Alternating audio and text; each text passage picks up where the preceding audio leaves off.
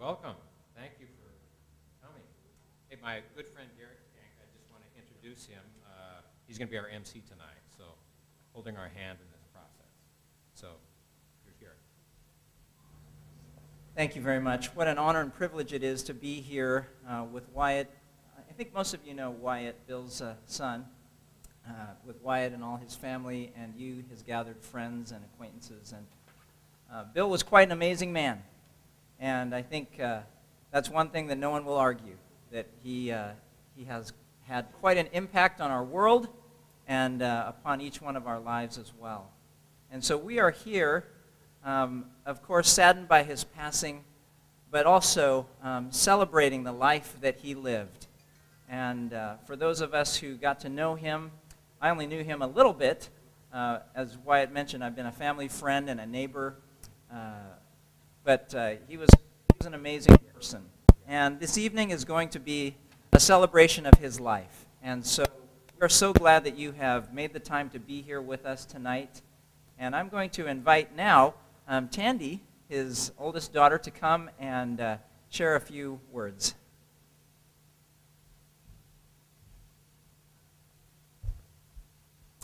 Hi, everyone. Thank you for being here. It's amazing to see everyone.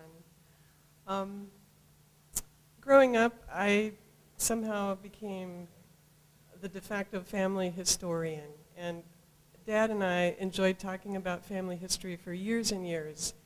He loved talking about his early life and his antecedents, and I'm going to give you a peek into his early life that you probably don't know about. I'm just going to give you a few little tidbits of really interesting stories of what formed him and where he came from. First of all, you may not realize that Bill Cook was a product of a marriage between the North and the South. His father, William Cook Sr., was born and raised on an Ohio farm that had been in the Cook family for generations. On the other hand, his mother, Clara Tandy, and that's where I get my name, she was a Southerner, born and raised in San Antonio, Texas. Her parents were natives of Tennessee and Mississippi. Bill's paternal grandfather, Isaac Scott Cook, served as a Union Army infantryman in the Civil War. His maternal grandfather, Charles Willis Tandy, on the other hand, was a private in the Confederate cavalry. Years later, these two men became acquainted as a result of their children's marriage, and they discovered they had fought against each other in the same battle in the Civil War. We're not sure exactly what battle, but we think it might have been Fort Donelson. This astounding fact really touched my dad deeply, and he brought it up many times over the years whenever we would discuss family history. Bill's father, William Cook Sr., wanted nothing to do with his birthright on that Ohio farm, and so he pursued a career in Texas and Mexico, first in metal smelting, and then in the nascent petroleum industry. In 1913, he took a job with an American company, Gulf Oil, at their operations base in Tampico on Mexico's Gulf Coast. At the time, there were a lot of foreign companies, the British, Americans, and Dutch, exploiting a major field south of Tampico called the Golden Lane. It's still operating, but has passed its prime. To keep his family safe from dangers posed by the Mexican Revolution of 1910, which was gaining momentum, William sent his family, his wife and daughter, Bill had one older sister, to stay with his father-in-law in Plainview in West Texas. And as we know, that is where Bill Cook was born on October 10th, 1913. For safety reasons, William Cook Sr. delayed bringing his family to Tampico until Bill was a toddler, able to walk on his own. In Tampico, the Cook family lived in a neighborhood that still exists today under the same name, Colonia Aguila, the Eagle District. It was constructed specifically to house dependents of foreign workers. As a child growing up in Tampico, Bill attended an American school where classes were taught in English.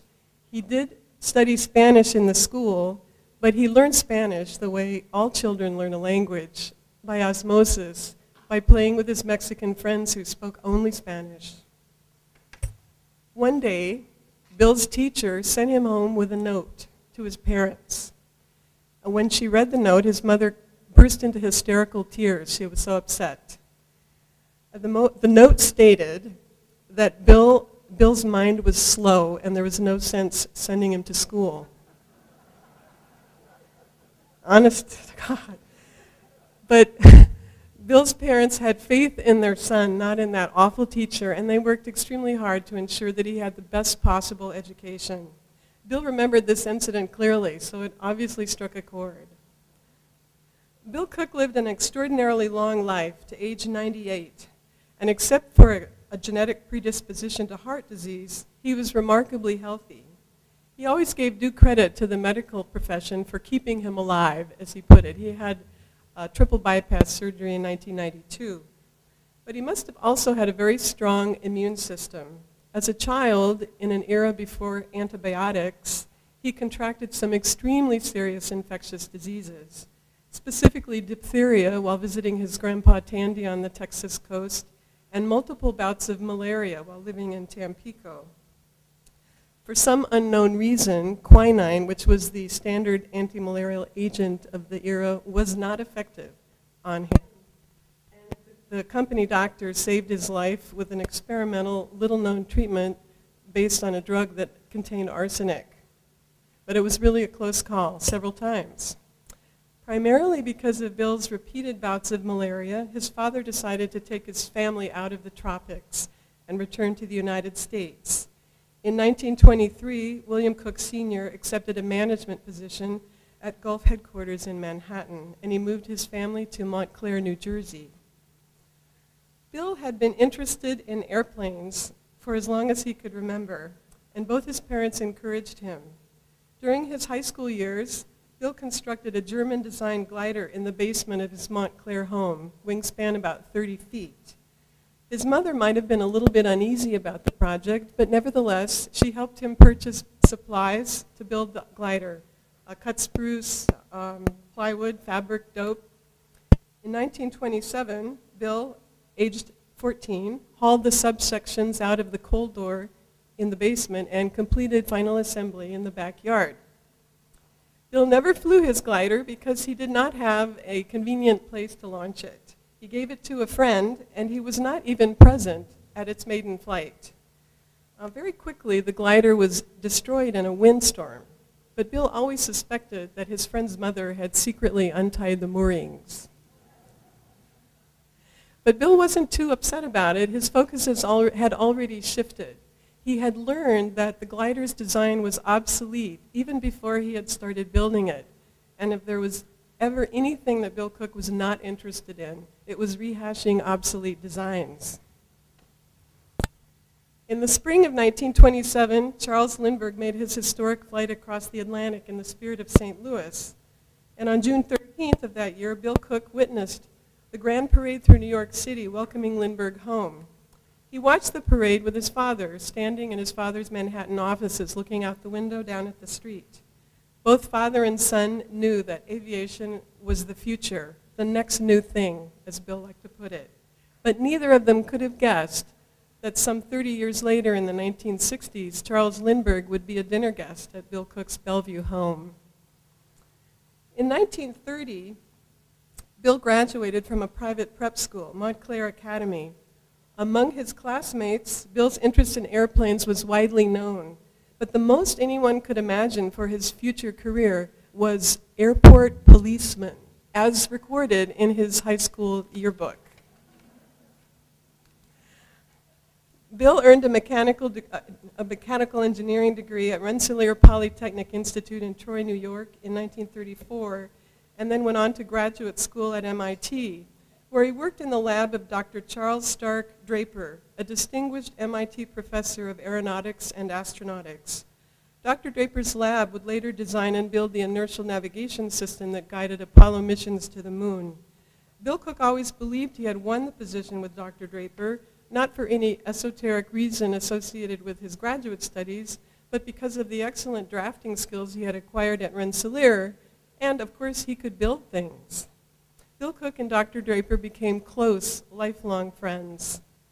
And that brings us to 1938, when Bill moved to Seattle to take a job with the Boeing Company, starting out as a draftsman. He was one of only 235 employees, and that includes the janitors and the secretaries. Bill always liked to joke that nobody else offered him a job. While true in a narrow sense, the whole truth is that he wanted to move out west to the wide open spaces. After a childhood spent largely in Texas and Mexico, he felt confined by the high population densities of the U.S. East Coast. He never went back, except on an occasional business trip. And his west-facing home on the shores of Lake Washington in Bellevue, he always believed, was the best place in the world. And so that's Bill's early life. I'm going to cede the podium now to those who can speak to his career. And I'll miss my dad. I'll miss our talks. But thankfully, I've written down most of the things that he told me over the years, so I'll enjoy remembering them that way. Thank you for being here.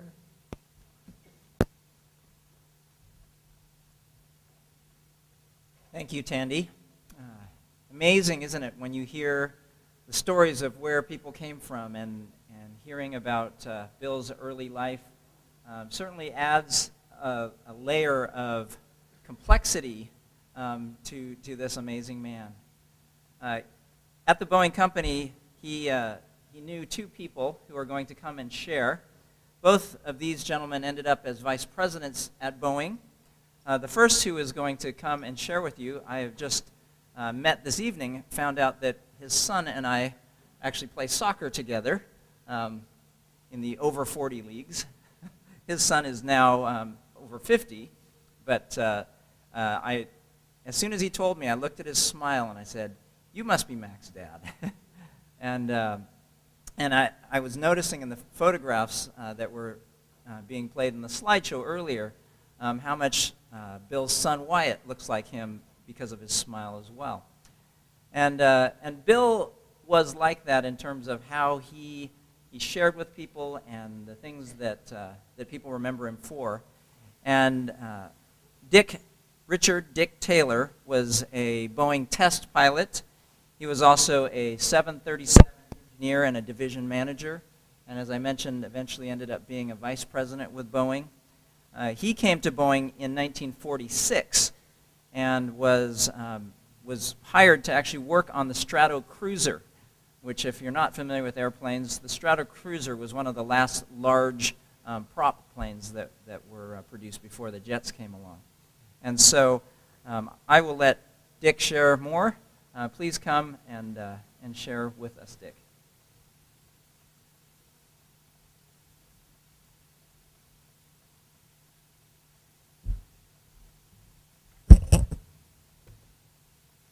Since my son Mac is 40, you can guess how old I am. I'm not going to tell you. I'm pleased and honored to appear here to utilize,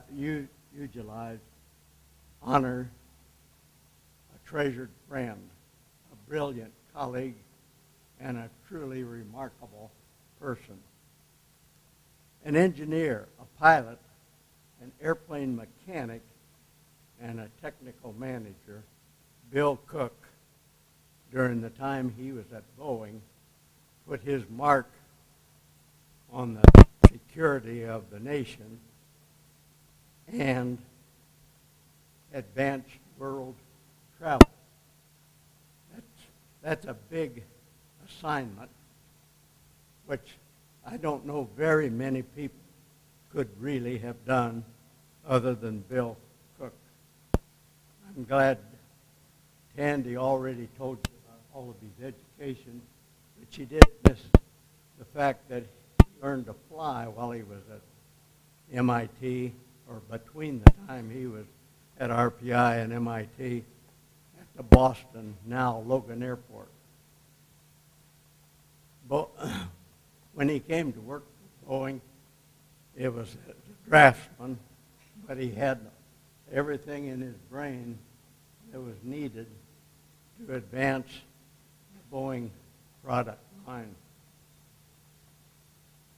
He was only at Boeing 3 years when they assigned him to design a new high-speed wind tunnel. Now, there weren't very many high-speed wind tunnels in the country. The one at Caltech was a pretty good wind tunnel and was used by Boeing in the design of the B-29. And Bill was an assistant chief engineer of the B-29 for his stint. But that was a tall job to ask a young engineer to design the wind tunnel. And he was assisted by another young MIT graduate, Betsy Withington's husband, Bob Withington, was newly at Boeing, and he was Bill Cook's assistant. This new wind tunnel was a wind tunnel that would put Boeing way ahead of its competition, because manufacturing companies had to schedule time in wind tunnels, usually the government's tunnels, and that put them at a disadvantage when they needed to have a tunnel to have to wait for somebody else. This tunnel was to cost $1 million, but Eddie Allen, who was a noted test pilot and the head of flight test and aerodynamics, was able to get the Boeing company to put up the $1 million. And when it was started in construction before Pearl Harbor, and it was difficult to stop anything at that time, and so it did get completed during World War II and was there for the use of Bill's next project.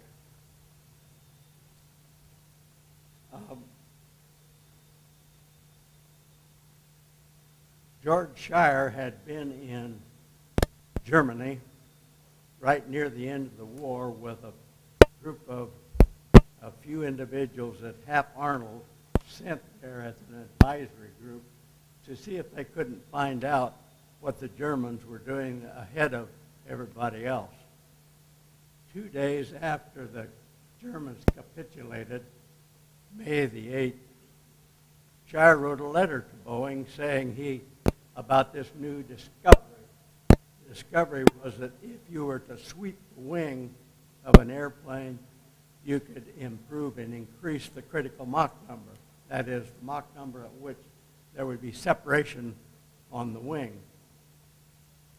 In this letter, he advised Benny Cohn, who was aerodynamicist at that time, to immediately apply it to the Boeing design.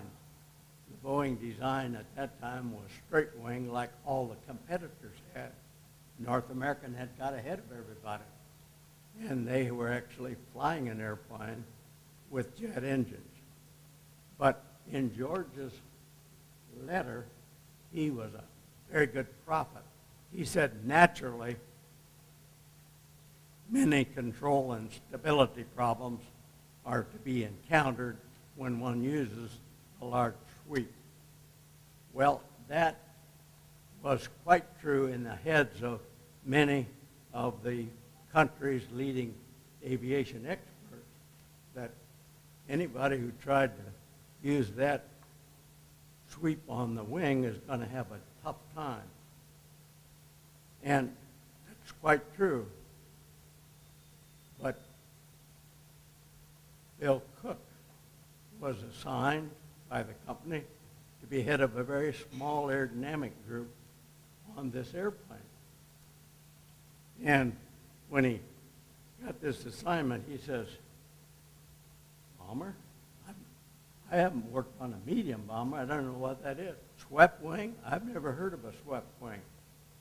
Jet engines? I've never heard of jet engines. These were all pretty secret at the time, and yet they're asking him to be the chief of aerodynamics. Well, with the schooling he got and with working with Draper, he knew a lot about the mechanical things in the B-29, and that's what put him at the head of the list to do this assignment. There are many great Boeing engineers, and there are a few of them are in this room today. But Bill Cook took that job, and he encountered and embraced and worked to a conclusion every one of the pitfalls that Shire had pointed to. Aileron reversal, high-speed pitch-up, Dutch roll, structural instability when you go high speed, and a few other shortcomings, like it was hard to stop because it was going too fast, and it couldn't get enough weight on the wheels to stop it. Well, Bill Cook was a complete engineer. Those are the words that Jack Wimpress, who's here, used to describe Bill Cook, and he's dead right about that. And I want to emphasize the fact by not talking down about the elegant engineers Boeing had, like Ed Wells and Shire and others, but Bill Cook was right at the center. He was at the core of this new endeavor to marry a swept wing to a jet engine, neither one of which Boeing had ever worked on, and make it work. And he developed a very special relationship with the customer, with the Air Force. They worked with Wright Field and also people assigned here at Boeing, one of whom was Guy Townsend. His son Tom is here.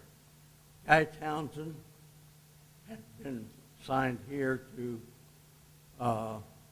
fly the airplane in due course after phase one. This airplane was put together with that wonderful wind tunnel, and a model of it right here, but to show you what it looked like, I'll take the drape off of this picture here. This is what it looked like as it was rolled out of Plant 2. Right up here, it was standing in all of its glory until somebody took the chopping block to it early this year. In Bay 1, this airplane rolled out. And I believe if someone were to play a trick on the media and invite all of them to a rollout ceremony next week and roll this airplane out, they'd look at it and they say, "Oh, Boeing's got a new plane." It sure looks like it's very new, even today. And it is the beginning of marriage between wing sweep and jet engines. It had 35 degrees of wing sweep when virtually all of the countries that have copied it are within plus or minus 5 degrees of that number on all of their airplanes. And I'd like to tell you that the reason why I think Bill was so good was that I got the opportunity to fly several of his airplanes that he had a hand in designing. I was not the pilot on the first flight on this airplane, but when the Air Force, coaxed by Guy Townsend to buy it, said, "We'll buy them, but you got to go build them in Wichita." And that was a blow to all the development people here. Didn't want to really go to Wichita, but nevertheless did, including Ken Holtby over here. And I got the biggest break in my life when that happened because I was the youngest test pilot in the group. I was flying the B-50 off this field here at that time. And when they would ask pilot to go to Wichita. He was 10 to 20 years older than I was, and he and his wife, roots were pretty deep in Seattle, and they didn't want to go to Wichita. My wife was from Oklahoma, and we just jumped on a bandwagon to go to Wichita and fly this airplane. I didn't fly it first, but I flew more flights in this airplane and flew more hours in this airplane than any of the Boeing crew, and I was the one that got to bring it back here when it was time to bring it back. And I want to be sure that you understand what I believe to be true, that it was this airplane that was the beginning of the success of the Boeing company, because this came first, and then the B-52, the KC-135, the AWACS airplane, the command post, the presidential airplanes, both 707 and 747, had their roots in this airplane, and all of the Boeing 7 series commercial transport had their roots. And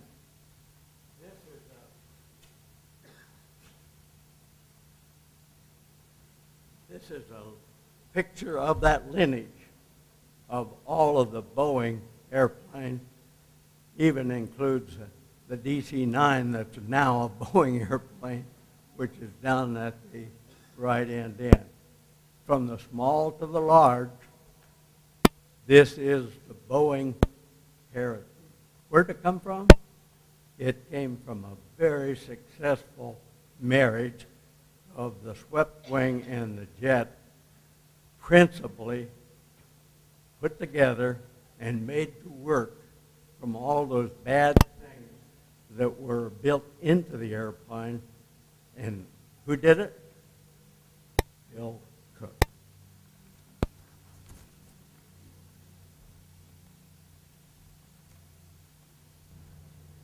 Thank you, Dick. I knew I was coming to remember Bill, but I didn't realize what a history lesson I'd be getting at the same time. It's amazing when you think about all the things that these men did and the ways that it's impacted all of us. I mentioned that Dick is the father of my friend Mac, and I recognize what he looked like. I'd like to invite Joe Sutter forward now. Joe is the father of the 747, and he looks nothing like him. But Joe, we look forward to hearing you share a few stories about your relationship with Bill.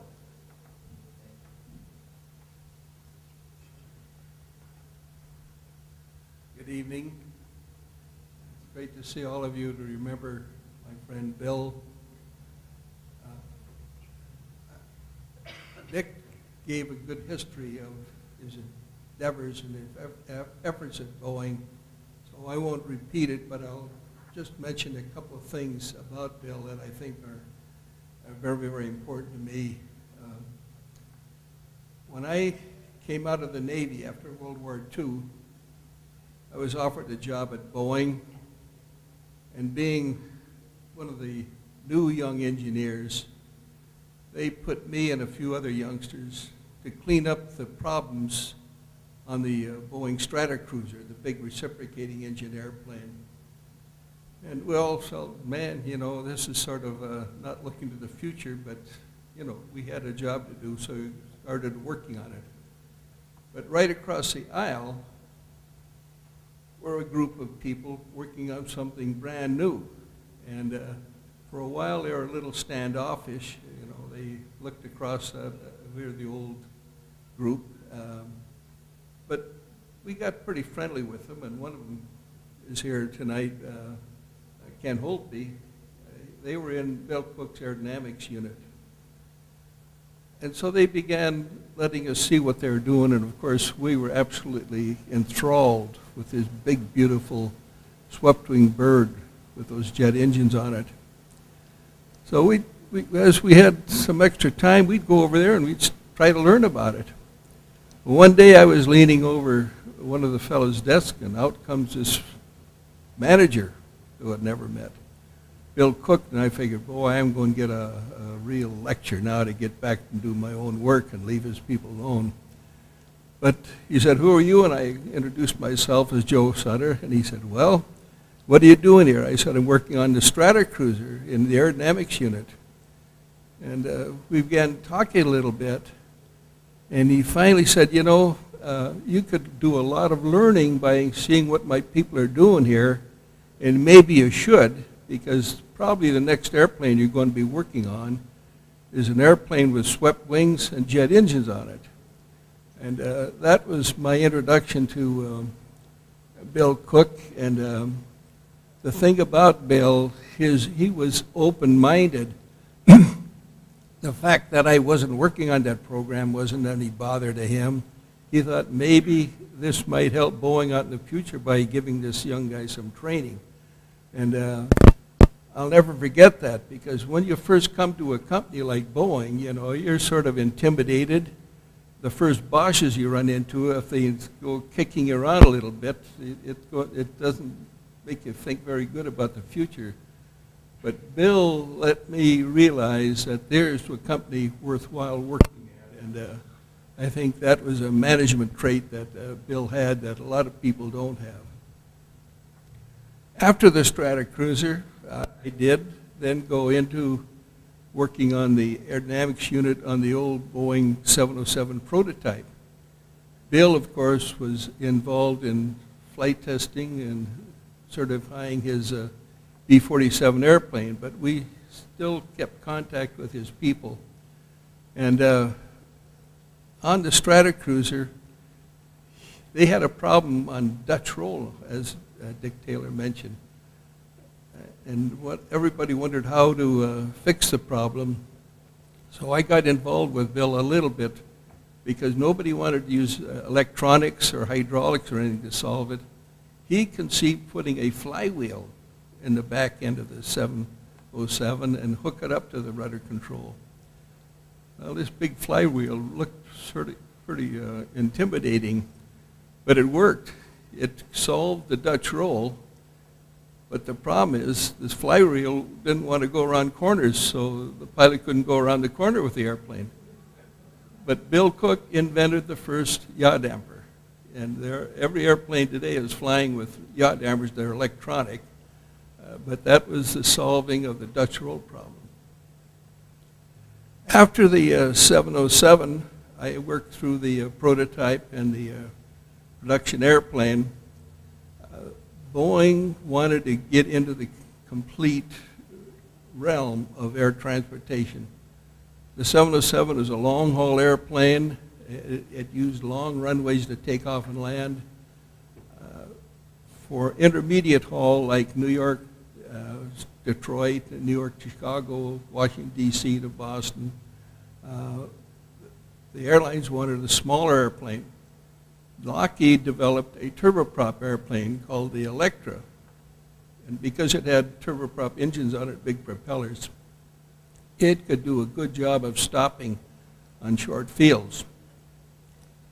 I think the attitude of many airlines is that's where we have to go. Boeing, with their wind tunnel and their aerodynamicists like Bill, the rest of those sharp young guys felt that Boeing could develop a jet airplane to do it. That airplane, as you now know it, and it's already out of production, but Boeing built 1,850 727s, and it was the primary medium-haul airplane in the United States and in the world for many, many years.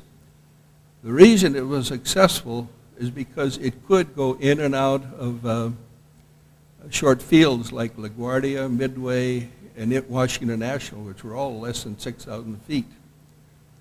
The reason it could do that is because Boeing had a wind tunnel that they could use very successfully. They had the aerodynamics knowledge.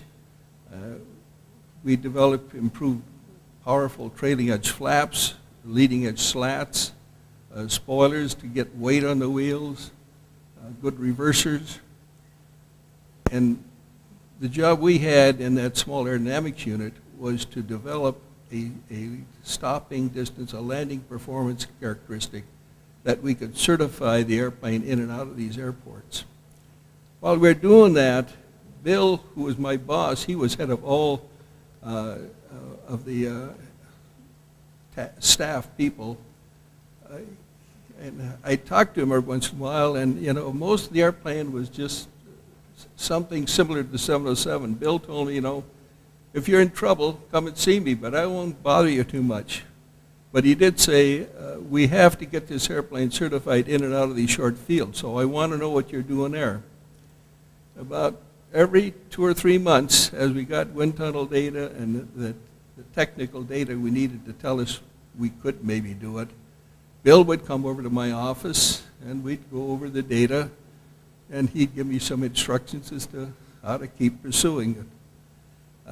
We were getting pretty close to the end. We thought we had a good story, that we thought we could certify the airplane, and the sales department was putting pressure on Bill so that they could go on and guarantee it to these airlines. They had deals in the offing, but it was committed that we had to get in and out of these short fields. So Bill came over to my office for a final review, and I laid out a chart with all of the elements, and at the bottom of the line, the punchline was, we could do it. He came to my office one afternoon, and we were about 75% through the story, and all of a sudden, all hell broke loose. We had an earthquake, and the ceilings were beginning to fall. Bill took that sheet of paper and crawled under the table and said, "Get down here, Joe."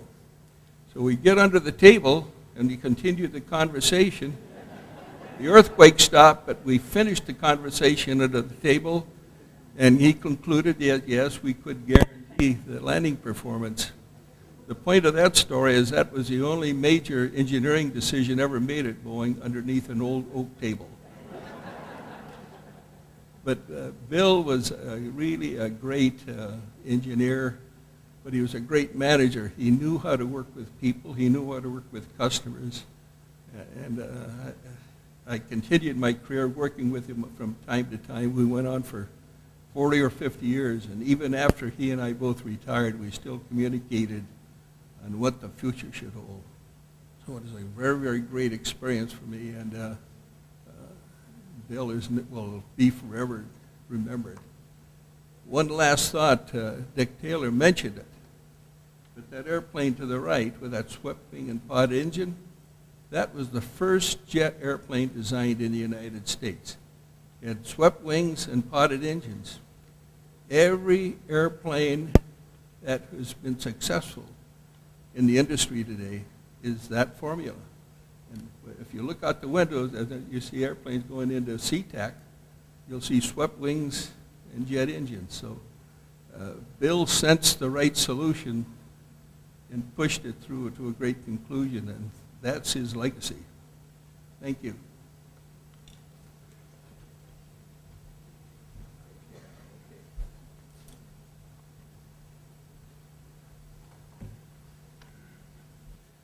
We're honoring Bill here tonight, but we had 2 examples of these fine men who lived and worked with Bill. And I'd just like to take a moment. If you're a Boeing engineer, past or present, I'd like you to stand. I'd just like to see all of the engineers, those of you who have worked. And let's give them a round of applause.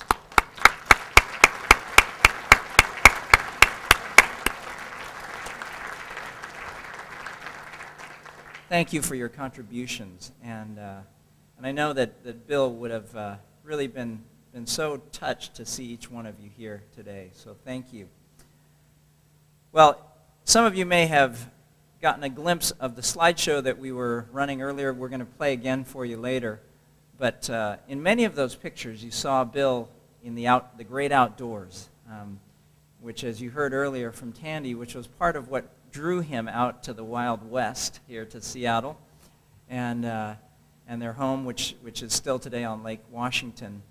And we're going to invite now a youngster, Richard Buzz Nelson. He's a youngster because he's only 70, and And Buzz is going to come and share a little bit. He's been a family friend for many years, and share a little bit about the things that he encountered with Bill and some fun stories about the outdoors. Thank you.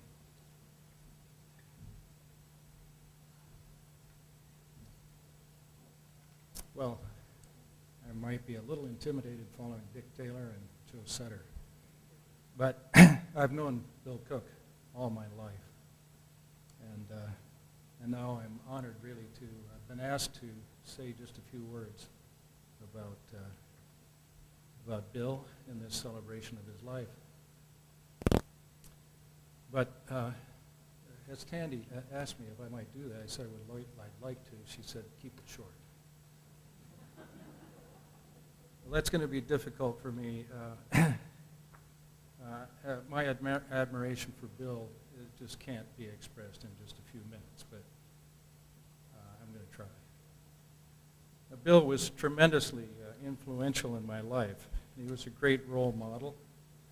I can't thank him enough for his mentorship and the many things I learned from him, including the great appreciation of the outdoors, which he loved so much.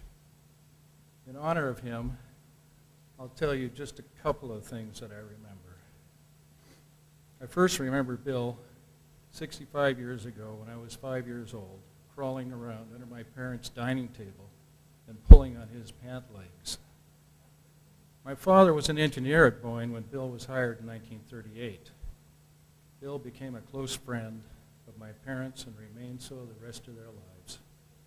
Our family shared the love of the outdoors, and many of our outdoor excursions included Bill. I remember my early days skiing at Stevens Pass. I was a squirmy kid on the ride home from the mountain in my parents' car, and I'd often sit next to Bill, and he'd put up with my incessant childish questions. About then, I learned that Bill and his good friend Dick Rousey had bought a World War II surplus airplane. Boy, did he go up in my estimation. He could fly a plane, and what a neat one it was. It had 2 engines, could take off and land, either on land or water. I could hardly believe it. Bill was becoming my hero. He was nice to squirmy little boys. He loved to ski, and he was a pilot that owned his own Grumman Widgeon. His reason for buying that plane was to use it in flights to remote areas and lakes in Canada for fishing and camping. And he began to use it almost immediately and continued to do so for about 40 years. But on an Easter Sunday, 1953, Bill, Dick Rousey, my father, and another friend were flying home from a fishing trip on Vancouver Island. And because of an engine failure, they were forced to ditch in the water with the gear down near Victoria Airport. The plane flipped over and sank. Bill hired a barge with a crane and got the plane out of the salt water and brought it back to Seattle. The nose was destroyed all the way back to the windshield. And while that was an unfortunate twist of fate for the airplane, it turned out to be another exciting opportunity for me to spend more time with Bill Cook. That summer, at age 11, I was drafted into the airplane restoration crew at Bill's hangar at the old Bellevue Airport. I was useful squeezing into tight places inside the fuselage, carrying a rivet bucking bar. Bill taught me how to hold the bar to form a proper rivet. My reward was lunch. But lucky for me, once the airplane was restored, I was invited to be included on some fishing trips with him in the rebuilt Widgeon. On those trips, I would be in a reverie, dreaming about airplanes and being a pilot like Bill. Next thing I knew, he was letting me sit in the right seat with my hands on the controls. A few years later, he started taking me up for dedicated flying lessons.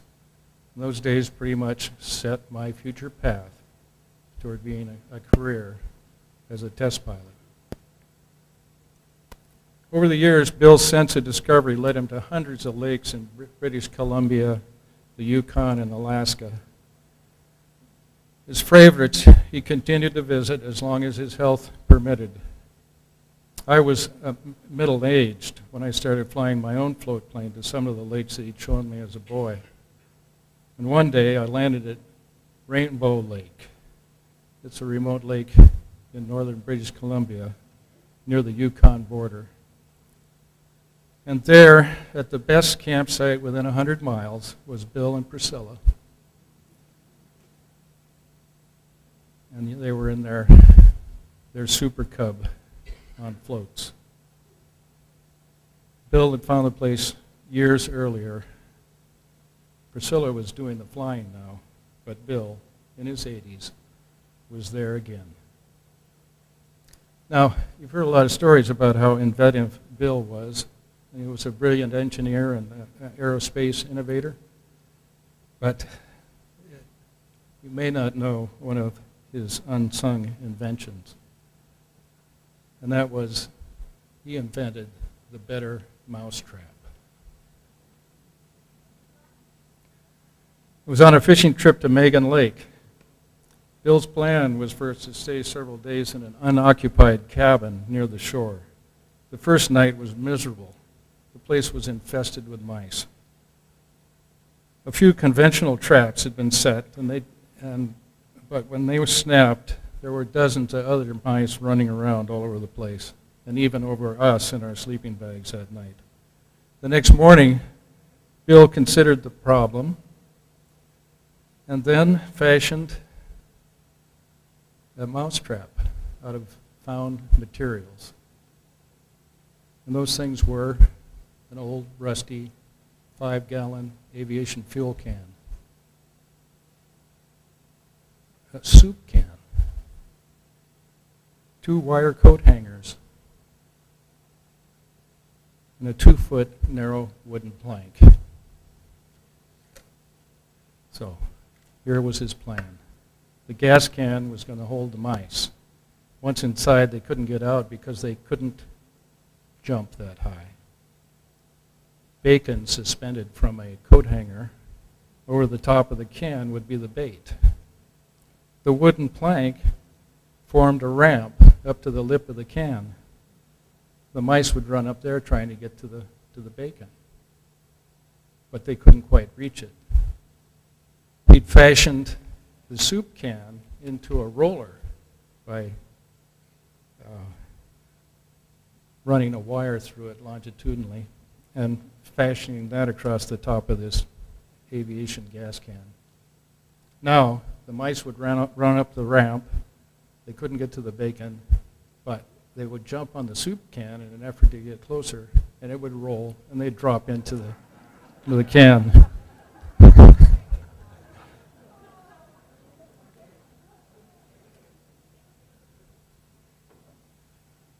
So then they'd be trapped, of course. It was ready when we turned in that second night, and pretty soon there were mice in the trap. But they squeaked and scrambled and scurried all around inside the can and made a lot of racket. So to fix that, Bill got up out of his sleeping bag and half filled the gas can with water. Then he crawled back in bed thinking, well, they'll drown. Well, they did, but it took a long time. They swam and they scratched the sides of the can, and it wasn't very pleasant. Bill didn't like to hear him suffer, so the next thing he did was get up and squirt some dishwashing detergent in the water. Now that did it. The detergent cut through the oil of their fur, and the mice lost buoyancy. They sank quickly. Now, all we could hear was a rattle, a squeak, a splash, and silence until the next mouse came along. The next morning, the score was tallied. Result, Bill Cook 26, mice 0. So that was Bill. He was always thinking, always looking for a new and better way to solve a problem. I visited him a few times in his last weeks. He was very weak, but he was still thinking. He was trying to understand a problem he hadn't encountered before, and that was the process of death. He said to me he had asked his doctors to tell him what the experience was on the way to the other side, but they couldn't give him the details he wanted. He seemed to be frustrated. He wanted to know. Now, of course, he's figured it out, and I believe he's out there somewhere thinking of a way to make it better. Thank you.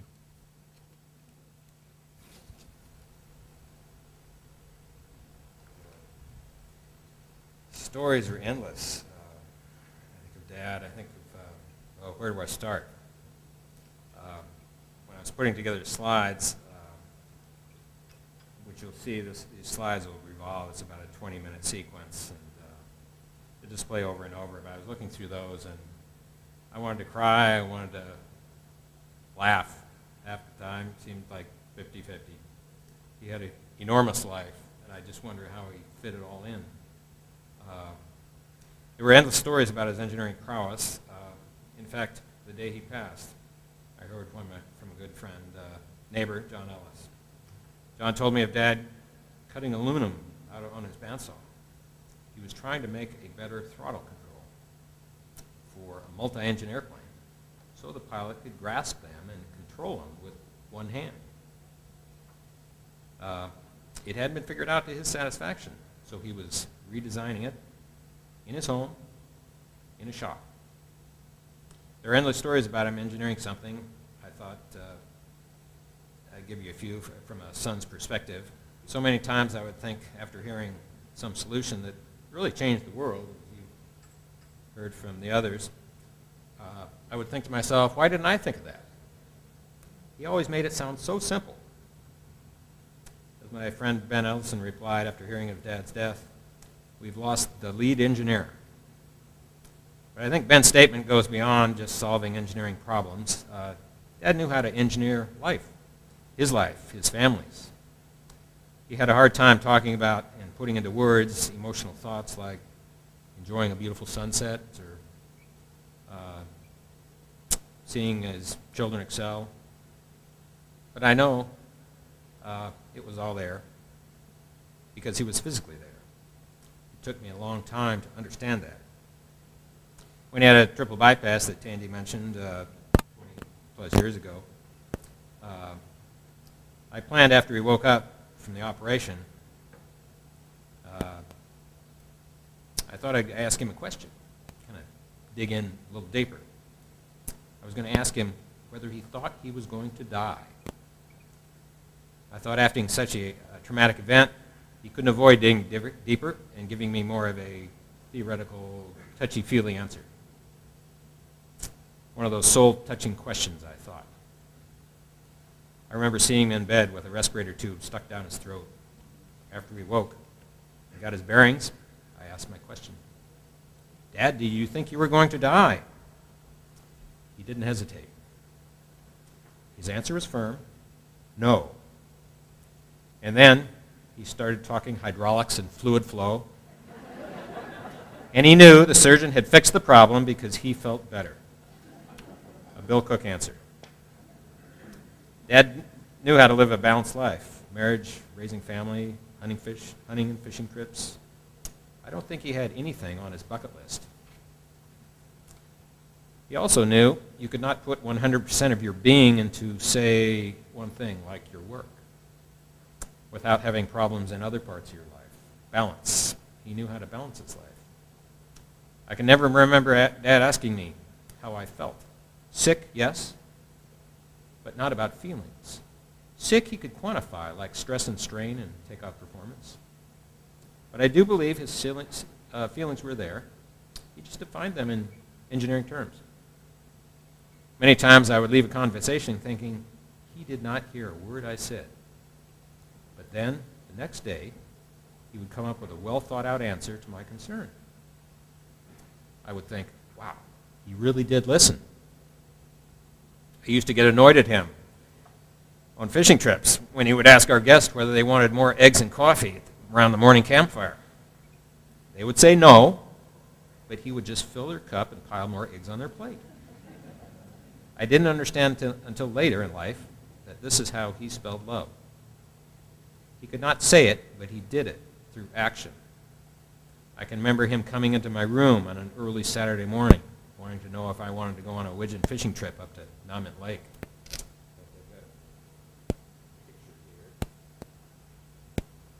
My favorite picture I took of him on the south end of Nahmint Lake on Vancouver Island. That time I had a challenge with air sickness when I was young, and he knew it. I would always say no, and he would go off on the fishing trip, come back with these wonderful steelhead. Then when I must have been about 10 or 11, I said yes. I never said no again. He knew not to push. He just waited. I thank him for that. He was very skilled in the area of human nature. He always had a Scientific American by his bedside. I can remember him saying, the only thing you really learn in college is how to study. I didn't understand that then, but now I do. And for young people, this is not an excuse to skip school, but I hope motivation to study harder and follow example Bill Cook set. The best teachers are always the best students, and he was. His learning was just getting started when he left school, and he never stopped until his heart stopped 3 weeks ago. He always loved kids and new ideas. Learning was his foundation, a sort of philosophy of life. He lived it, and that is why we started the scholarship fund in his name here at the museum. I've always kept the proceeds of selling Dad's books to friends and fellow pilots. I use this money to start the fund. It will go toward investing in high school students, showing them new opportunities here at the museum programs. If you choose to help out, please make your checks out to the Museum of Flight and just put a subnote of Bill Cook Scholarship Fund in the memo. It'll get there. Dad always was studying. He would ask the most inquisitive questions. I remember our neighbor again, John Ellis, telling Dad about his new GPS system in his boat. He gave Dad a Boating Magazine article about it. Dad's question was, how do you know the map is correct? What do you mean the map is correct? Dad replied, the GPS tells you where you are on the surface of the earth, but is the rock on the map in the correct place so you don't hit it? Interesting question. The very next article in Boating Magazine talked about this subject being the problem. That's Bill Cook. He could look into any field and see weak points. About 10 years ago, I was working on the Cub, and we had an exhaust leak on one of the exhaust pipes where it mates with the cylinder. I had to take the cylinder off and get it resurfaced. I told Dad that I was worried about the same problem reoccurring because the exhaust pipe runs from one side of the engine to the other, connects with another cylinder, and it has a tendency to warp. Dad said, let's put a slip joint in the middle. So we ordered a piece of stainless steel from Aircraft Spruce.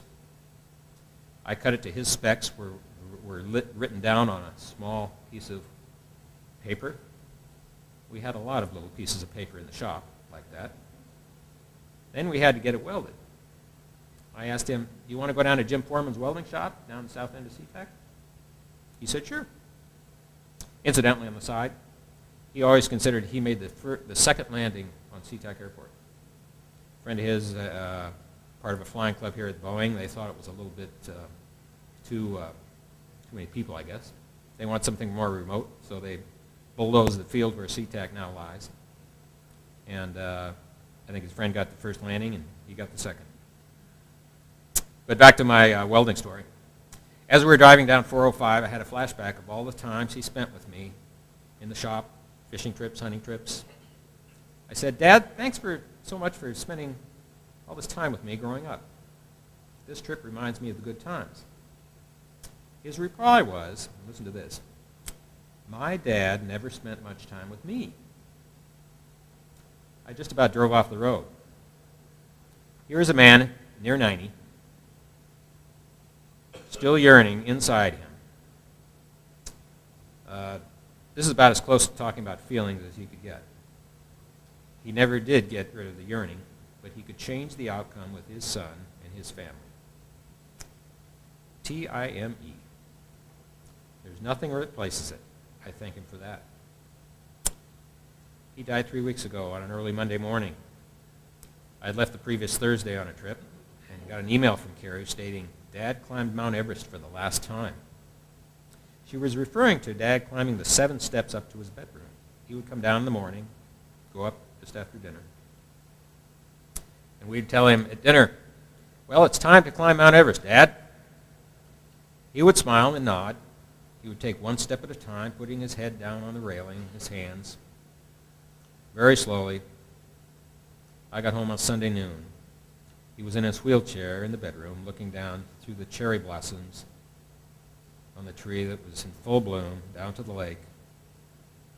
It was a sunny day, no wind, glassy water day for you floatplane flyers. Beautiful. He was trying to solve problems. This is where he wanted to be, away from the hospital, in his home, looking out on the lake. It doesn't get any better. I think he would approve of this celebration, but I never asked him about it. I was concerned about the answer. He never wanted to be in the limelight. So before you go, and I hope you stick around and feast and drink and tell stories, take a walk around the great gallery here. It's open to you. And then as you walk out the door, I think it's very appropriate, those 2 airplanes are sitting outside, the B-17 and the B-47. The B-17 was his first job here. He likes to go MIT types, and he always typed one person as some type or another type. You were always some type of person. So when he came here to Boeing in 1938, he walked in the door, and his new boss came up to him, introduced him, and said, where are your drawing instruments? Dad said, they're out in the car. He said, go get them. Brought him in, sat him down on a stool at a drafting table, and he started making changes on the B-17 drawings. And then, within 10 years later, he would be the chief aerodynamicist of the B-47 that I call the airplane that changed the world. So enough stories. Thank you for coming tonight. You were a big part of his life and ours. In my mind, we could do nothing less. But I'm biased because I'm a very proud son. I will miss him greatly. Goodbye, Dad. Thanks for being my dad. I want to thank all the museum staff here, and Heather, Joanne, Dick, Joe, Buzz, Garrick, for helping, guiding, holding our hands, and Keen for videotaping behind the camera there. One final thing, as I was driving here today, I called one of his dearest friends, the Whitneys. Found out it was Claire's birthday. He's 90 today. Right here. I heard he liked chocolate and strawberries on his cake. So we have another cake. I know you ate a lot last night. But we got one more for you, Claire. Hope you can enjoy it with us. So maybe we could have a happy birthday. Yeah, let's sing together to Claire. All right. Happy birthday to you. Happy birthday to you. Happy birthday, dear Claire. Right down the aisle. Happy birthday to you. Claire, put your hand up so we know who you are, so the cake person knows who you are.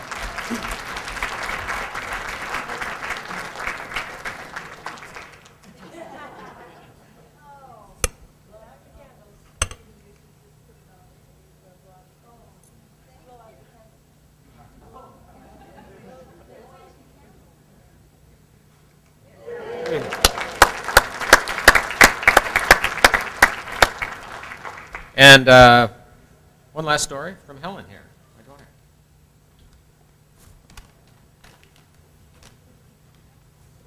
So I have a story, but it's more of a afterlife story. But, when I heard the news of my grandpa, I was in Iowa visiting my other grandpa, my mom's dad. And when I came back, I went over to my grandma's house, and she had rearranged her room. And my Aunt Carrie took me up there to go see it, and we sat on my grandma's bed, and we looked out through the blooming cherry tree and looked at the blue sky, and you could see the lake and the white clouds. And I remember saying that now he can be happy, and he can watch over all our family, and he doesn't have to suffer anymore. And he would always ask about what projects my dad was working on, and my dad would always give him detailed descriptions, but it's never the same as being there. And now he can go and look at the airplane and see all the cool things and go up to the cabin, and he can rest in peace, and I'm so grateful for that. And today during school, my teacher read a poem in language arts, and it just reminded me of my grandpa, so I'm going to read it. An angel whispered, "Take my hand and come with me. Your work here is done. I went away to a place where there's no tears nor sorrow, only laughter and smile. There will always be a tomorrow. As I move amongst the clouds, I'll look down and smile upon you, while the angels sing a heavenly song. I am not alone. All who went before are here. They awaited my return. I know you'll grieve and wish I was here. I am here in the memories you hold dear. Remember how much I love you, and I know I took your love with me. I did not wish for you to cry, nor feel sad. My pain is gone, and I am free. Soon you'll come to me. Until then, God will be with you, just as he is with me." Thank you. Bravo. Thanks.